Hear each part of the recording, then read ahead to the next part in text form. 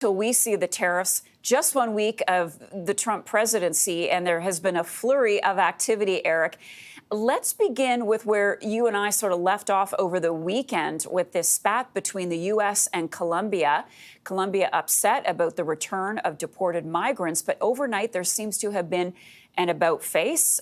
Colombia backing down, now saying that they will accept those flights.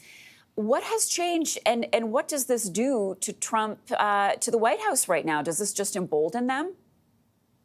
Well, I'm not sure if it does that because we did see some very strong language from Colombia's president. In fact, we've also seen the Brazilian president, Lula da Silva, actually lodge a complaint against the United States with the United Nations. And so clearly what we're seeing here is this is becoming, I think, at least the beginning of a brewing war between Latin America and the United States. Now, if in fact Donald Trump decides to go through with these tariffs on Canada, I think that only increases the problems that Donald Trump could potentially face, because we have to remember it's not just Canada, but also Mexico, the United States' biggest trading partners. And if Donald Trump is going to slap tariffs on energy products coming into the United States, we're going to see a massive increase in energy prices.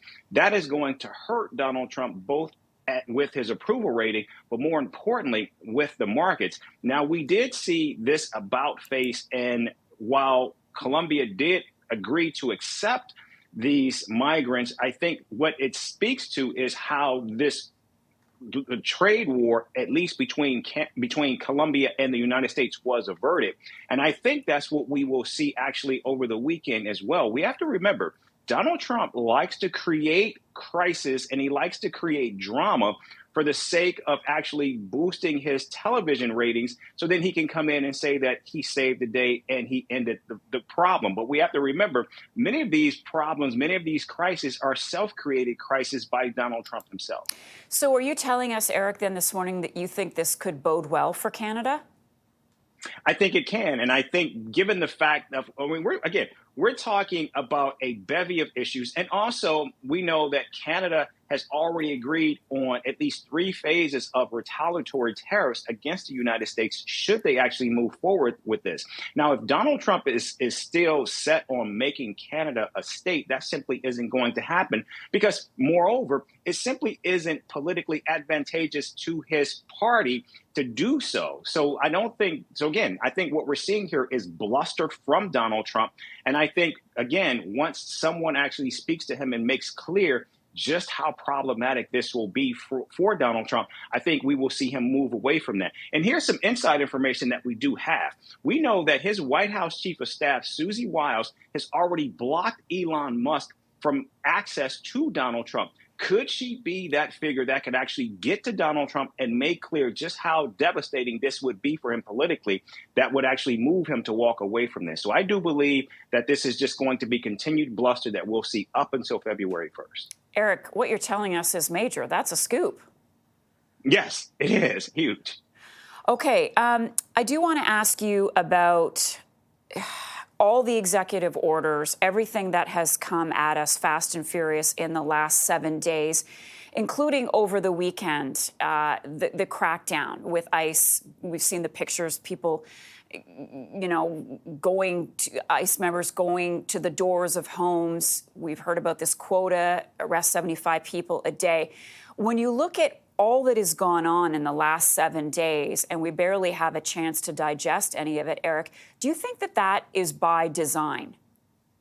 Absolutely, it is. And we have to remember, many presidents come in, and of course, over their 100 days, they certainly want to achieve many of the items that they focused on during the campaign. And clearly, Donald Trump's focus has been on making sure that he can provide as much red meat for his MAGA base as possible. And we know that it has been a singular focus on these immigration deportations. And of course, not only just deportations, but making sure to go into many of these sanctuary cities, these blue states, have been seeing the bulk of these deportations and these raids. And so I think we're going to continue to see Donald Trump move on these immigration deportations, but also he's doing it at the expense of diplomatic relations with a number of key allies that Donald Trump is certainly going to need over these next 4 years.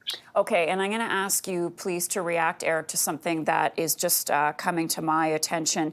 Today, President Trump is expected to sign 3 executive orders that would reshape the military, including banning transgender service members from serving, gutting DEI programs, and reinstating service members with back pay who were discharged for refusing to get the COVID-19 vaccine.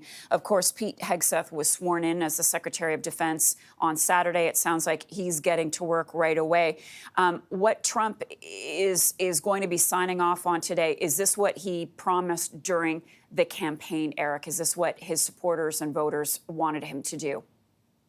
It is. But again, if you look at and if you drill down on what this means from a policy standpoint, from a national security standpoint, from a readiness standpoint, this is going to be detrimental for the U.S. military. Because again, what we're seeing here is this is going to make it very difficult for the military to recruit. We've already seen where the military has had to eliminate all of its references to its Tuskegee Airmen.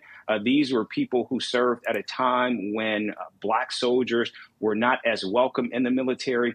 And so we're looking at now a potential problem with recruiting and retaining women and people of color who are now making up the bulk of those enlisted in the military. And so I think this is going to be deeply problematic, especially when you look at just how fragile the world is. So again, red meat for the base, but extremely detrimental for U.S. readiness going forward. Yeah, really changing the culture.